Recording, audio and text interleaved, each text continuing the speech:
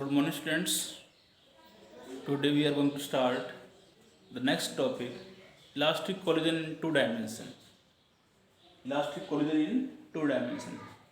कल हमने इसके बारे में इससे पहले हमने पढ़ा था इलास्टिक कोलिजन वन डायमेंशन. जब बॉडीज के अंदर कोलिजन होता है तो आफ्टर कोलिजन बॉडी एक ही डायमेंशन में एक्स एक्सिस के अलोंग बॉडी मूव कर रही है, अलोंग स्ट्रेट लाइन जब बॉडी मूव करती है. ठीक है, तो एनर्जी का इलास्टिक कोलिजन होगा तो एनर्जी लॉस तो होता नहीं है. ठीक है, इस केस में यहाँ पे क्या दिया हुआ है, elastic collision in two dimension. जब कोई भी दो बॉडी आपकी मूव कर रही है मान initially along straight line, energy का कोई लॉस नहीं होगा.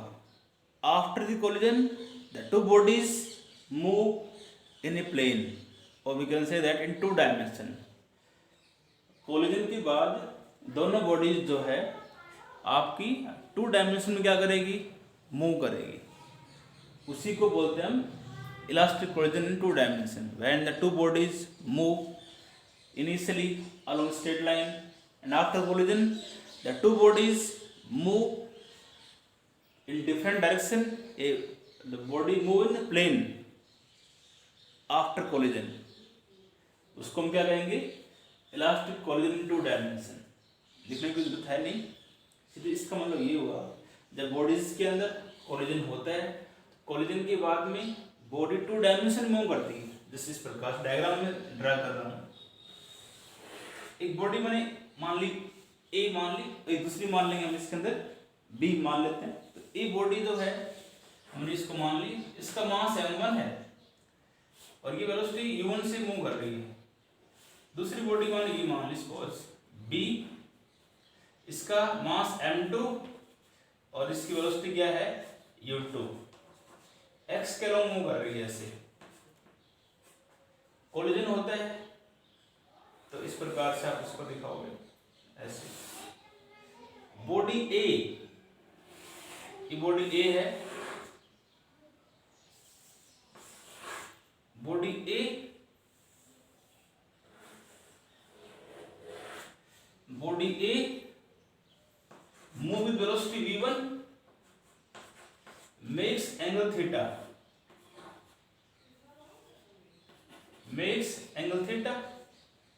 and the body b,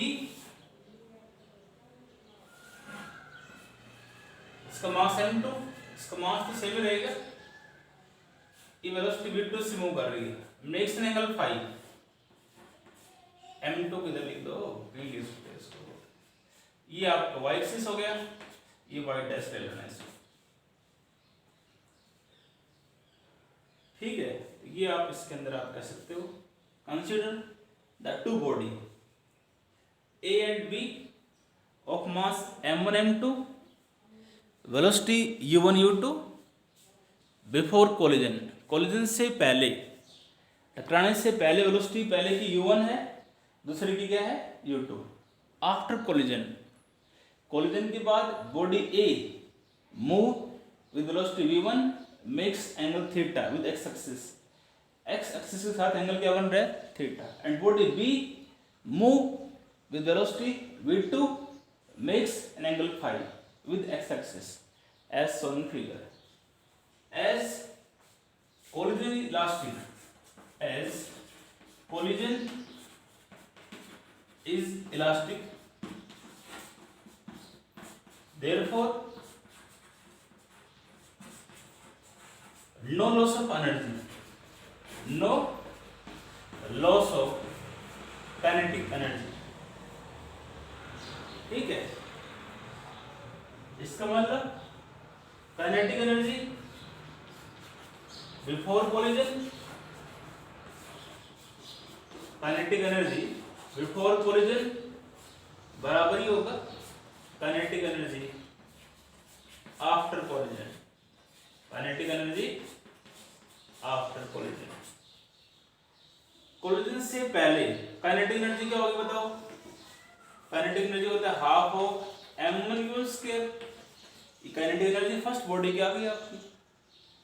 ऐसे सेकंड बॉडी की काइनेटिक एनर्जी क्या होगी, हाफ ऑफ दूसरी बॉडी की वेलोसिटी है u2, मास उसका है m2 u2 स्क्वायर बराबर है कोलिजन के बाद वेलोसिटी क्या हो जाती है v1 स्क्वायर, दूसरी वेलोसिटी क्या है v2 स्क्वायर। हाफ कॉमन आ जाएगा दोनों में, हाफ कॉमन यहाँ पे आएगा m1 u1 square plus m2 u2 square is equal to, इधर भी हाफ कॉमन आएगा m1 v1 square m2 v2 square, ये हाफ से हाफ कट जाएगा। इक्वेशन आपकी आ गई m1 u1 square plus m2 u2 square is equal to m1 v1 square plus m2 v2 square. Equation first आ गई। Elastic collision के अंदर आपका मोमेंटम भी जो है वो भी क्या होता है कंजर्व होता है, मोमेंटम भी क्या होता है as momentum is conserve, momentum भी आपका क्या होगा कंजर्व होगा। तो मोमेंटम कोलिजन से पहले और कोलिजन के बाद सेम रहेगा और एक्स के अलोंग भी निकालेंगे और हम वाई एक्सिस के अलोंग भी हम निकालते हैं। अलोंग एक्स एक्सिस की बात करते हैं पहले, आप along X axis, X axis के along total momentum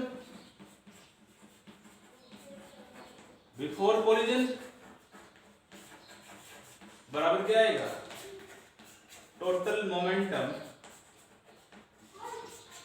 after collision, ये तो आएगा मोमेंटम बिफोर कोलिजन। मोमेंटम होता है मास इनटू वेलोसिटी, पहली बॉडी का मोमेंटम क्या होगा m1 u1, दूसरी बॉडी का मोमेंटम क्या होगा m2 u2 बराबर है। अब कोलिजन के बाद बॉडी जो है टू डायमेंशन मूव कर रही है, तो इस वेलोसिटी को यदि हम दो कंपोनेंट्स में रिजोल्व करते हैं तो इसका ये कंपोनेंट तो क्या आएगा, ये कंपोनेंट इसका आएगा v1 cos थीटा, और इधर वाला कंपोनेंट के अलोंग वेलोसिटी क्या आएगी इसकी v1 sin थीटा। इसी प्रकार यदि इस वेलोसिटी v2 को टू कंपोनेंट्स में आप रिजोल्व करते हो तो इसका ये कंपोनेंट तो आपका हॉरिजॉन्टल कंपोनेंट हो गई, this is the v2 cos theta, और इसके अलोंग ये कंपोनेंट क्या आएगा इसका, ये आएगा v2 थीटा नहीं sin फाई आएगा। इस केस में फाई एंगल है तो cos फाई आएगा और इधर क्या आएगा sin फाई आएगा। तो momentum of the body A after collision along x axis, x के अलोंग आपका वेलोसिटी क्या है v1 cos theta, mass same रहेगा, तो आपको इसका मोमेंटम आएगा after collision m1 v1 cos theta plus दूसरी वेलोसिटी है v2 cos फाई, मास क्या है m2, तो ये आएगा आपका m2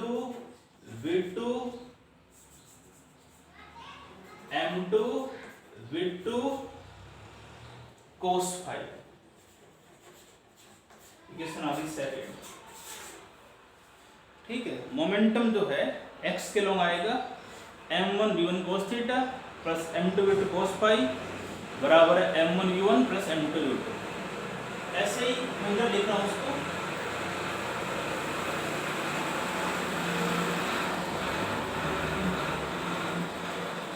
along y axis, along y axis जो है वो मोमेंटम क्या आएगा, वही बात है टोटल मोमेंटम बिफोर कोलिजन बराबर है total momentum after collision, after collision. Y axis का मोमेंटम बताओ बिफोर कोलिजन होगा, तो कोलिजन से पहले तो बॉडी क्या कर रही है एक्स के अलोंग मूव कर रही थी, वाई एक्सिस का मोमेंटम लिखोगे तो जीरो आएगा आपका। मोमेंटम कोलिजन से पहले अलोंग वाई एक्सिस जीरो आएगा क्योंकि बॉडी जो है एक्स के अलोंग मूव कर रही थी। अब बात करते हैं momentum after collision along Y axis, Y axis का अलोंग वेलोसिटी क्या है v1 sin थीटा, पहली बॉडी की है, m1 v1 sin थीटा, दूसरी बॉडी की वेलोसिटी क्या है v2 sin फाई, पर एक ऊपर की तरफ है नीचे की तरफ है, डायरेक्शन अपोजिट है तो नेगेटिव आएगा यहाँ पर, minus of m2 v2 sin phi. इन तीन इक्वेशन से हम v1 v2 थीटा और फाई को हम कैलकुलेट कर सकते हैं। इसमें हमें ये निकालना होता है वर्सेस किलो मोमेंटम आपका आएगा m1 v1 sin theta minus m2 v2 sin phi equal to 0। हमें इसमें तीन इक्वेशन से निकालनी, मोमेंटम कंजर्व होता है x के लॉन्ग दिखाओ y एक्सिस के लॉन्ग, और एनर्जी भी कंजर्व होती है, एनर्जी को लॉस नहीं होता। तो कोलिजन से पहले और कोलिजन के बाद एनर्जी हमने कैलकुलेट की है। मेन बात ध्यान रखोगे, कोलिजन के बाद ए बॉडी की वेलोसिटी v1 है, बी की वेलोसिटी v2 है, एक प्लेन में मूव कर रही है। इस वेलोसिटी को टू कंपोनेंट्स में रिजोल्व करोगे, इसको वेक्टर की फॉर्म में लिख सकते हो यहाँ पर। इसके दो कंपोनेंट्स होंगे, थीटा ये है तो ये होगा v1 cos थीटा, ये होगा v1 sin थीटा। v2 करोगे v2 cos थीटा और ये वाला क्या आएगा v2 cos फाई और ये होगा v2 sin फाई, बस ठीक है। अब इस यूनिट का चैप्टर ने ये यूनिट कंप्लीट आपकी हो जाएगी। लास्ट टॉपिक है इस यूनिट का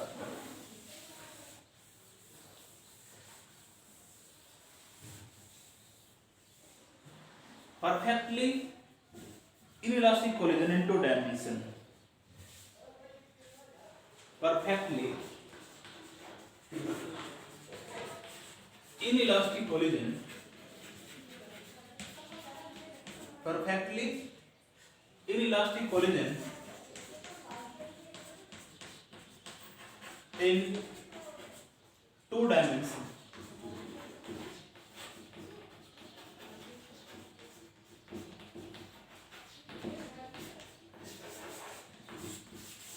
perfectly inelastic collision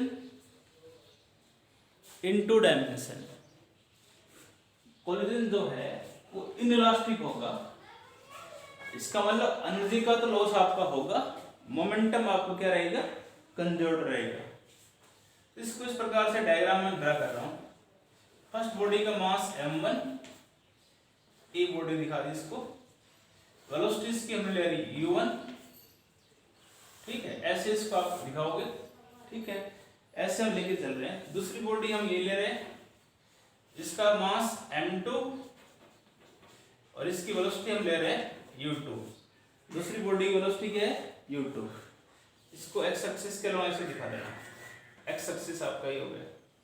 ऐसे कोलिजन के बाद दोनों बॉडी जो है एक सेम वेलोसिटी से मूव कर रही है, इसको ऐसे दिखा दो, यहाँ से इस मास m2 दिखा दो, ये वेलोसिटी आपकी u1 थी, ऊपर लिखना पड़ेगा, एंगल लिखना पड़ेगा।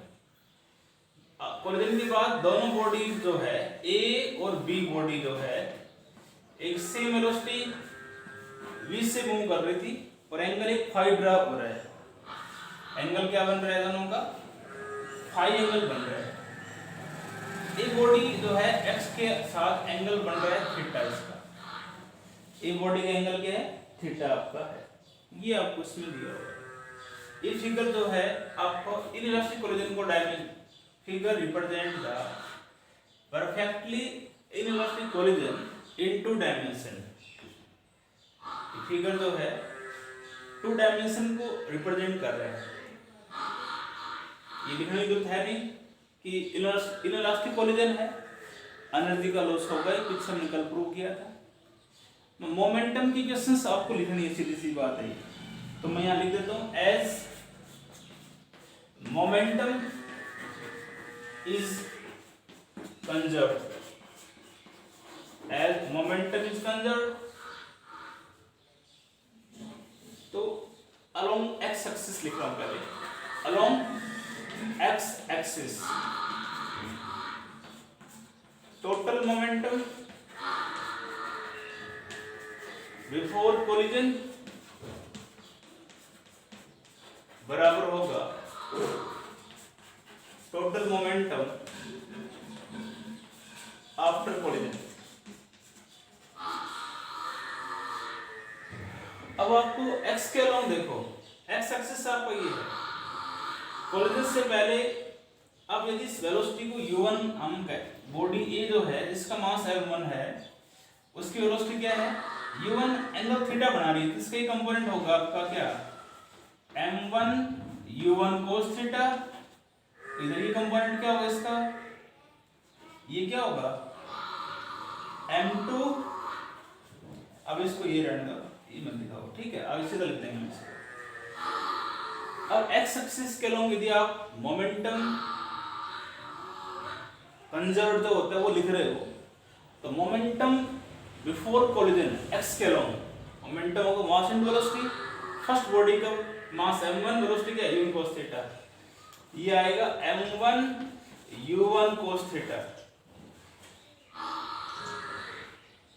दूसरी बॉडी का मास m2, वेलोसिटी क्या है u2, प्लस m2 u2 बराबर है,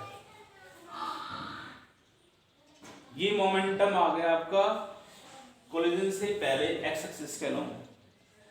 आफ्टर कोलिजन निकाल रहे हो तो कोलिजन के बाद दोनों की वेलोसिटी क्या है आपकी, सेम वेलोसिटी है, दोनों की वेलोसिटी क्या है, सेम। इसका मतलब यदि इसको आप तो कंपोनेंट्स में रिजोल्व करते हो तो इसके कंपोनेंट क्या आएगा वेलोसिटी का, v cos phi, और ये कंपोनेंट क्या आएगा, v sin phi, ये तो आएगा। तो यहां पर आप इस केस में क्या कहोगे, मोमेंटम आफ्टर कोलिजन, तो पहली बॉडी का मास है m1, वेलोसिटी क्या है v cos phi, ये आएगा m1 v cos phi plus m2 v cos phi। Velocity दोनों के सेम ही हो गया x के अलोंग, ये आपका आ जाएगा, नीचे लिख रहा हूं इसको मैं, m यहां लिख देता हूं, m1 u1 cos theta plus m2 u2 is equal to m1 plus m2, common आ जाएगा यहाँ पे v cos phi। इक्वेशन, ये मोमेंटम आपका होगा किसके अलोंग होगा, ये x एक्सिस के अलोंग मोमेंटम जो है आपका यही आएगा, ये आएगा m1 u1 cos theta plus m2 u2 plus m1 plus m2 v cos of phi along y axis. y axis के अलोंग यदि आप बात करते हो, y एक्सिस के अलोंग बात वही है, मोमेंट टोटल मोमेंटम